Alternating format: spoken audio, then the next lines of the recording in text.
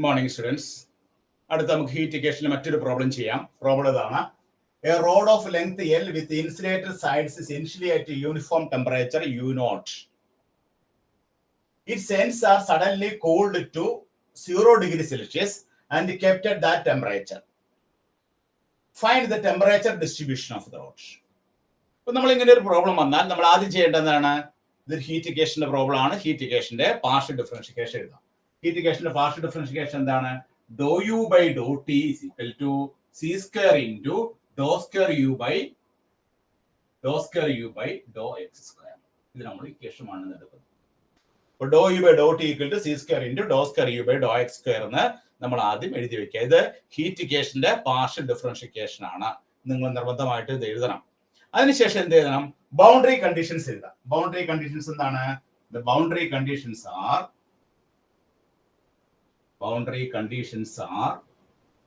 U0t 0, U of LT is equal to 0.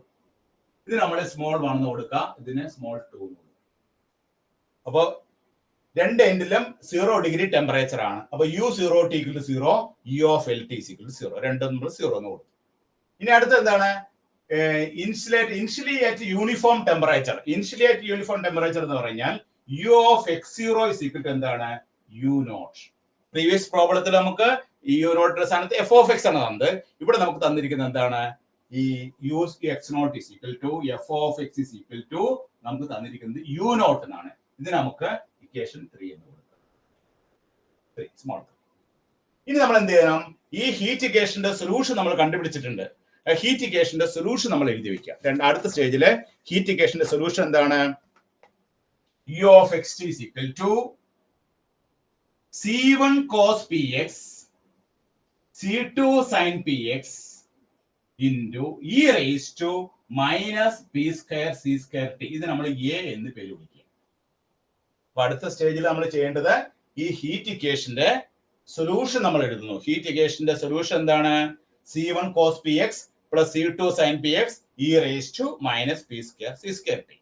ഇനി ഈ equation എയിൽ നമ്മൾ ഈ ബൗണ്ടറി കണ്ടീഷൻസും ഇനിഷ്യൽ കണ്ടീഷൻസും 1 by 1 ആയിട്ട് അപ്ലൈ ചെയ്ത് തരുമ്പോൾ നമുക്ക് എന്ത് കിട്ടും? നമുക്ക് temperature distribution of the road കിട്ടും. ഇനി ഈ കണ്ടീഷൻസ് 1 by 1 ആയിട്ട് നമുക്ക് അപ്ലൈ ചെയ്യാം. ആദ്യം നമ്മൾ ഫസ്റ്റ് കണ്ടീഷൻ അപ്ലൈ ചെയ്യാം.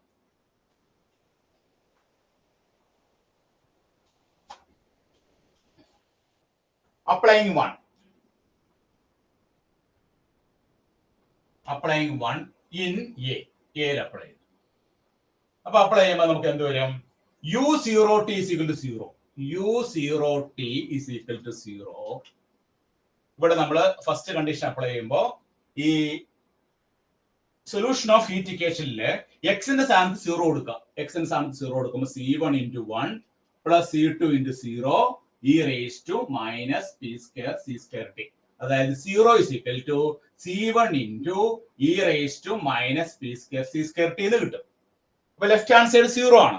ലെഫ്റ്റ് ഹാൻഡ് സൈഡ് 0 ആവുമ്പോൾ റൈറ്റ് ഹാൻഡ് സൈഡില് ഒന്നില്ലെങ്കിൽ C1 0 ആവണം, അല്ലെങ്കിൽ e raised to minus p square c square t 0 ആവണം. അപ്പൊ e raised to minus p square c square t ഒരിക്കലും 0 ആവില്ല. It never be equal to 0. പിന്നെ 0 ആവാനുള്ള സാധ്യത ഏതാണ്? ക്ലിയർലി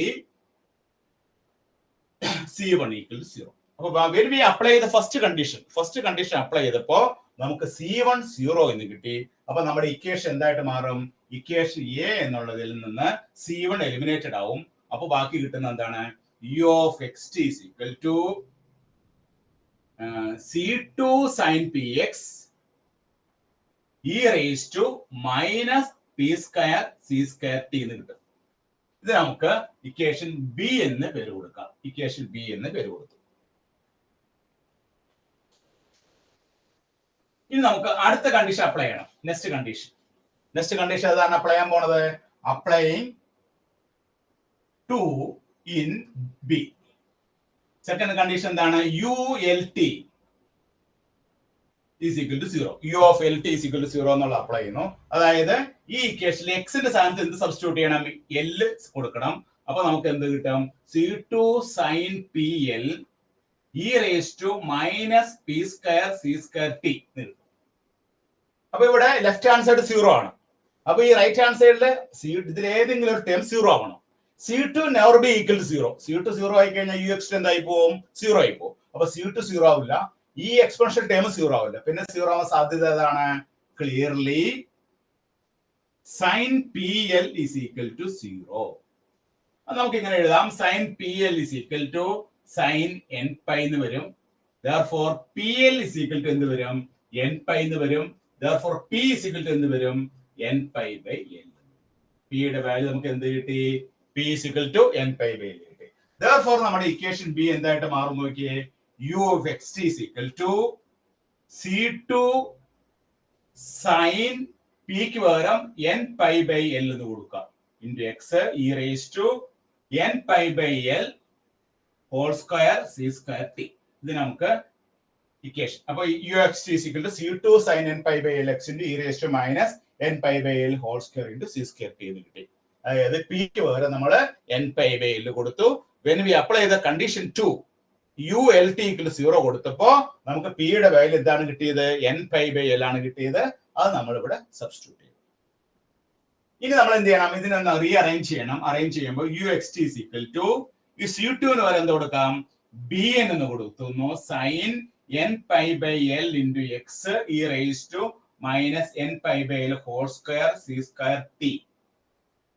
ഇവിടെ നമുക്ക് സിഗ്മ നോട്ടേഷൻ കൊടുക്കുന്നു. Sigma n equal to 1 to infinity. ഇത് നമ്മൾ ഇക്വേഷൻ C എന്ന് പേര് കൊടുക്കുന്നു. Equation C. അപ്പൊ ഇക്വേഷൻ C എന്താണ്? നമുക്ക് UXT is equal to sigma n equal to 1 to infinity BN sin n pi by L into n pi by L into x. n pi by L x into e raised to minus n pi by L whole square c square t. അപ്പൊ അതായത് ഈ രണ്ടാമത്തെ condition B എന്നുള്ളത് UXT ഇങ്ങനെ വന്നു കഴിയുമ്പോൾ ഈ C2 ന് പകരമാണ് എന്ത് എഴുതിയത്? BN എഴുതിയത്. അപ്പൊ ഒരു സിഗ്മ നൊട്ടേഷൻ കൊടുത്തു. അപ്പൊ ഒന്ന് റീഅറേഞ്ച് ചെയ്ത് ഇങ്ങനെ എഴുതി വെച്ചു. ഇനി നമുക്ക് ഒരു കണ്ടീഷൻ കൂടി അപ്ലൈ ചെയ്യാനുണ്ട്. ലാസ്റ്റ് കണ്ടീഷൻ ഏതാണ്? U of x0. U of x0 is equal to എന്താണ്? U0 എന്നാണ് തന്നിരിക്കുന്നത്. U of x0 is equal to U0 എന്നാണ് തന്നിരിക്കുന്നത്. ആ കണ്ടീഷൻ നമുക്ക് ഇതിലേക്ക് അപ്ലൈ ചെയ്യാം. ഇതിലേക്ക് അപ്ലൈ ചെയ്യാൻ പോകും. Applying initial condition. Applying 3 in C. സിയിൽ അപ്ലൈ ചെയ്യുന്നു. അങ്ങനെ അപ്ലൈ ചെയ്യുമ്പോൾ U of x0 അല്ലെ? U of x0 is equal to തന്നിരിക്കുന്നത് U of x0 is equal to നമുക്ക് തന്നിരിക്കുന്നത് U0 എന്നാണ് തന്നിരിക്കുന്നത്. U0. അപ്പൊ ടിയുടെ സ്ഥാനത്ത് ഈ ഇക്വേഷനിൽ ടിയുടെ സ്ഥാനത്ത് എന്ത് കൊടുക്കണം? 0 കൊടുക്കണം.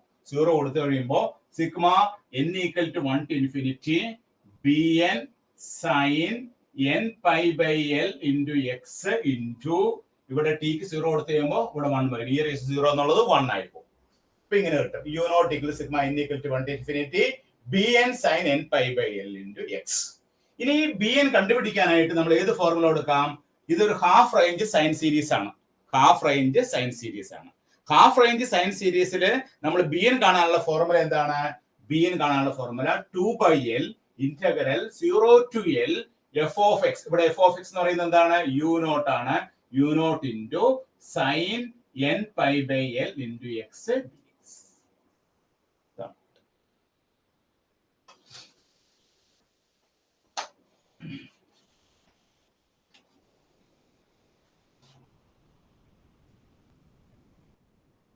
That is BN is equal to 2 by ഈ U0 നമുക്ക് പുറത്തോട്ട് എടുക്കാം. കോൺസ്റ്റന്റ് ആണ്. 2U0 by L then integral sin n pi by L into x dx. ഇത് ഇന്റഗ്രേറ്റ് ചെയ്തെടുക്കണം. ഇത് ഇന്റഗ്രേറ്റ് ചെയ്യുമ്പോൾ നമുക്ക് 2U0 by L sin n pi by L x നെ നമ്മൾ ഇന്റഗ്രേറ്റ് ചെയ്യുമ്പോൾ നമുക്ക് എന്താ കിട്ടുന്നത്? Minus cos n pi by L into x divided by n pi by L 0 to L.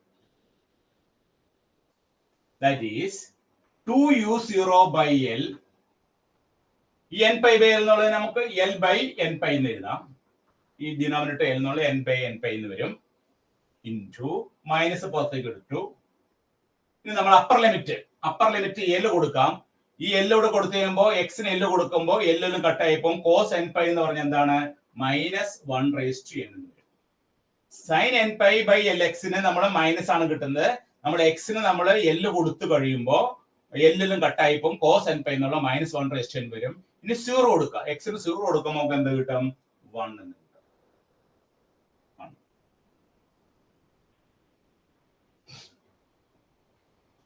That is ഇവിടെ 2 ഈ എൽ നമ്മൾ കട്ടാക്കി കളയുന്നു. അപ്പൊ നമുക്ക് 2u0 by n pi minus നമ്മൾ അകത്തോട്ട് എടുത്തു കഴിയുമ്പോൾ 1 മൈനസ് -1/n. ഇതാണ് നമുക്ക് എന്ത് കിട്ടുന്നത്? bn ന്റെ വാല്യൂ. bn ന്റെ value 2u0 by n pi 1 minus -1/n. അപ്പൊ നമ്മുടെ ഇക്വേഷൻ സി ഇവിടെ വന്നിട്ടുണ്ട്. ഇക്വേഷൻ സി എന്താണ്?